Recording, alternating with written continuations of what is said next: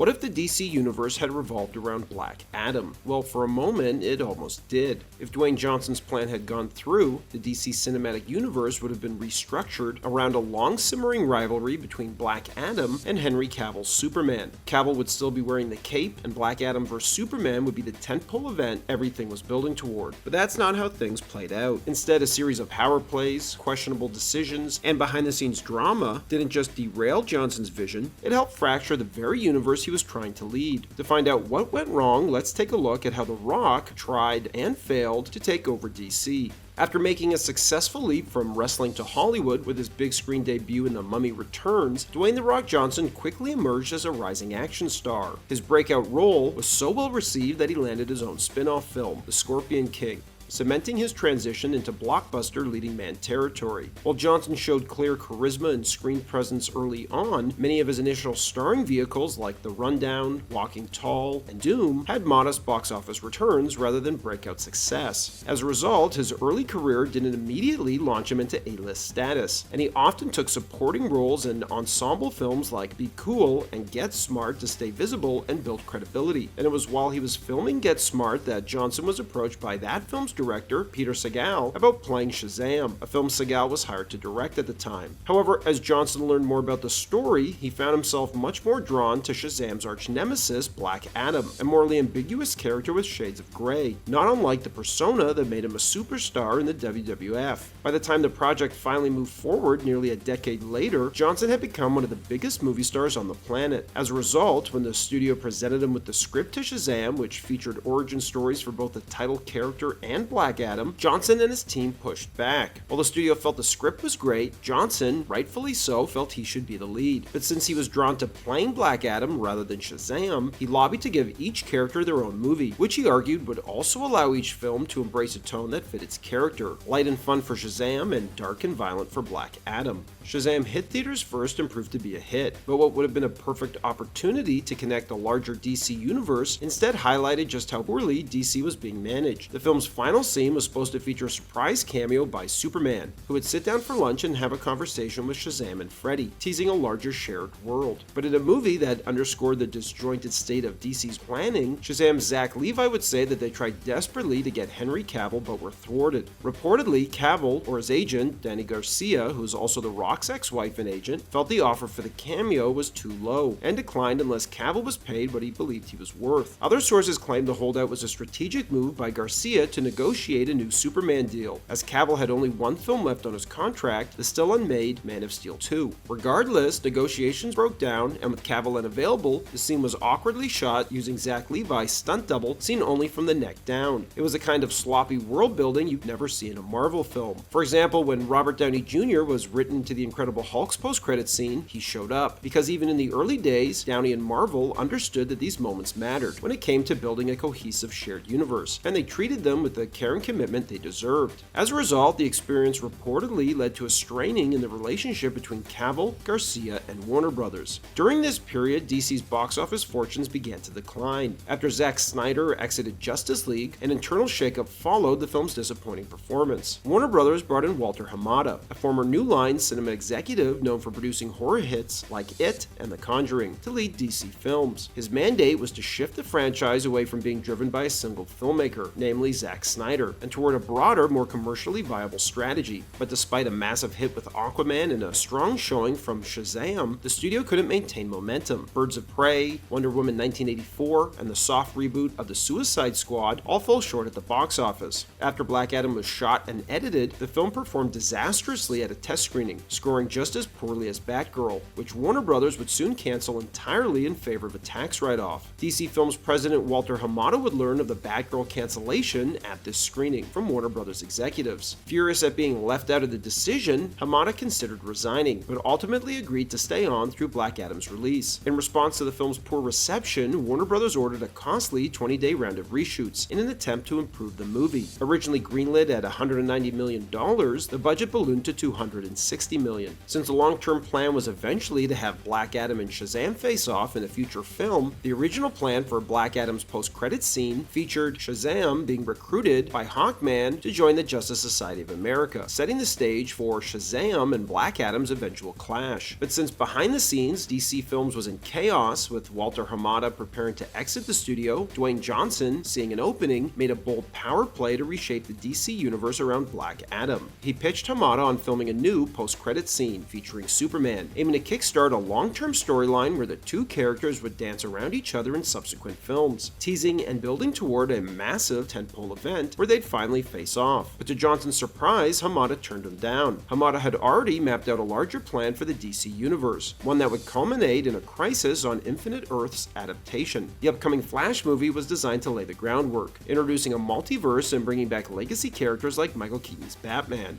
Hamada's vision also included launching a Black Superman in his own series of films. Johnson, however, refused to take no for an answer and went around Hamada to his bosses, pitching the same idea to Warner Brothers executives who would greenlight it. But there was just one problem. Henry Cavill was only under contract for one more Superman film, the long-awaited Man of Steel 2, which was originally sidelined for Batman vs. Superman and seemed less likely to happen as time went on. Additionally, Cavill and Johnson shared the same agent, Johnson's ex-wife, Dany Garcia. Pressed for time to get the cameo shot for Black Adam's release, Cavill was given a verbal agreement by DC to return as Superman in subsequent films and paid $250,000 for his appearance at the end of Black Adam, never actually signing a proper contract to return. Not only that, but Cavill also exited The Witcher, sparking speculation that the role of Superman conflicted with his commitment to the series, although later reports revealed deep creative differences between Cavill and The Witcher showrunners. The Superman cameo was meant to be a fun and unexpected surprise for fans, like most post-credit scenes are. But with Black Adam tracking modestly at the box office, The Rock began hinting at Cavill's return ahead of time in an effort to build buzz and boost ticket sales. Pressure was immense, as Johnson's entire plan to reshape the DC universe around Black Adam depended on the film's success. Johnson's efforts to position Black Adam as more than just Shazam's arch-nemesis ended up backfiring, hurting not just his own film but the Shazam sequel as well. After vetoing a planned post-credits cameo of Shazam and Black Adam and replacing him with Superman, Johnson also blocked the use of Black Adam characters in the Shazam Fury of the Gods post-credits scene. As a result, DC was forced to awkwardly plug in characters from the Peacemaker TV series instead. When Black Adam was finally released, it underperformed both critically and commercially, effectively derailing Johnson's long-term plans to reshape the DC universe around his character. Around the same time, another major shakeup was unfolding behind the scenes. Warner Brothers was acquired by Discovery, and their CEO, David Zaslav, wasted no time outlining his vision for DC's future. Determined to bring order to the chaotic state of the DCEU, Zaslav began searching for a creative and strategic czar to mirror Marvel's Kevin Feige, someone who could establish a unified creative direction and long-term brand strategy. He spoke openly about wanting to reset DC and build a 10-year plan modeled after Marvel Studios. As Walter Hamada prepared to step down, Zaslav launched a search for new leadership before hiring Guardians of the Galaxy writer-director James Gunn and producer Peter Safran, naming them the co-CEOs of the newly formed DC Studios. Wasting no time, the duo scrapped the previous regime's plans and announced a full reboot of the DC universe following the release of the remaining films already in the pipeline. Gunn saw Superman as a jewel in DC's crown and made rebooting the character his top priority. He also chose to write the script himself, reimagining Superman as a younger, more idealistic version of the hero, which meant Henry Cavill would not be returning to the role. Cavill, who had just returned to Superman for a cameo in Black Adam and publicly announced that he was returning to the role, now had to backtrack those comments as he felt like a pawn in The Rock's failed attempt to take over DC. Cavill would fire his agent, Dany Garcia, and while many speculated that it was due to the Black Adam Superman debacle, apparently him and Garcia had already parted ways before James Gunn officially announced that Superman would be recast, bringing Cavill's rollercoaster return to an unceremonious end. In the end, Johnson's attempt to reshape the DC universe around himself backfired spectacularly. By elevating Black Adam, traditionally Shazam's archenemy, into the centerpiece of the DC universe, Johnson disregarded the character's roots and alienated fans who were familiar with the source material. In his push to position Black Adam as a rival to Superman, he never seemed to ask the most important question: did audiences even want to see Black Adam face off against the Man of Steel in the first place, let alone have them tease a confrontation over a multi-film arc? Johnson's behind-the-scenes maneuvering alienated key players, and his misguided plan to sideline Shazam in favor of Superman while aggressively promoting what would be his own underwhelming film only deepened the disconnect. Instead of building a cohesive universe, he fractured it further, prioritizing personal brand building over storytelling, and leaving both the Black Adam and Shazam franchises worse off in the process. Rather than saving DC, Johnson helped accelerate the collapse of a shared universe already on shaky ground. Thanks for watching, everybody, and don't forget to like and subscribe to Bullets and Blockbusters for more great content.